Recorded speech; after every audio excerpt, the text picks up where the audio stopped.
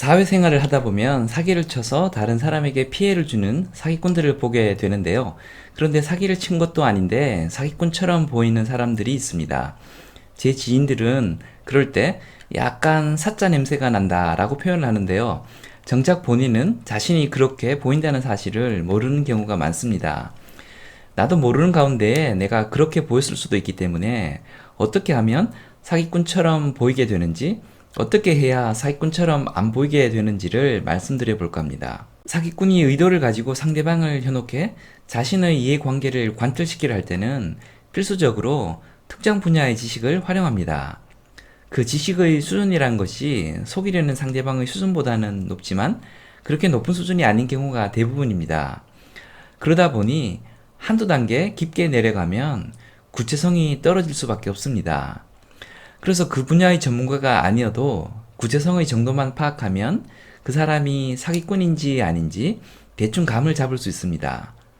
한두 단계 더 파고 내려가는 질문을 했을 때 앞에서 했던 말과 맥락이 맞지 않는 말이 튀어나오거나 추상적인 언어로 애들로 표현하기 시작하면 사기꾼처럼 보이기 시작하는 겁니다. 이보다 더 간단한 방법도 있는데요. 주장의 근거를 물었을 때 논리적 근거가 충분한지, 혹시 근거가 부족함에도 확신에 차서 자기 주장을 반복하지는 않은지 확인해 보면 됩니다.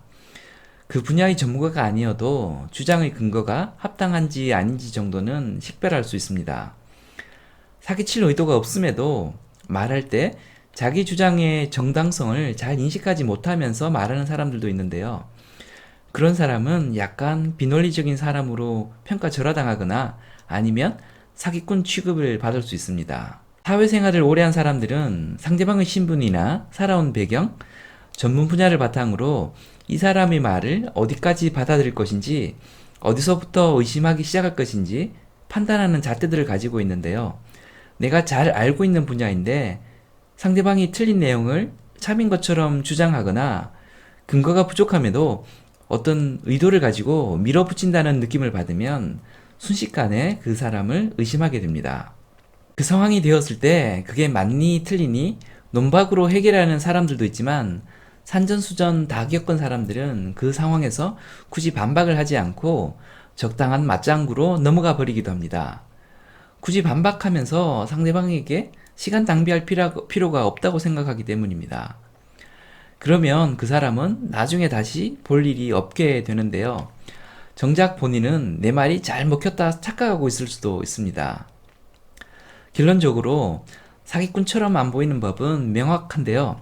자기가 모르는 것에는 모른다고 하면 됩니다.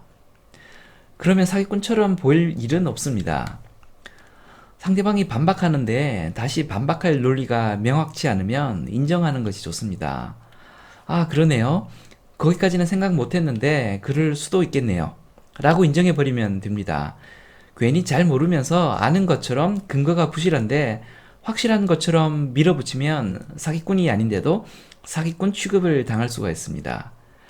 지금까지 장프로였고요. 그 다음 영상에서는 대화 중에 어느 한 사람이 차지하는 대화의 비중, 즉 얼마나 말을 많이 하는지를 가지고 사기꾼인지 아닌지 식별하는 법에 대해 이야기해 보겠습니다. 감사합니다.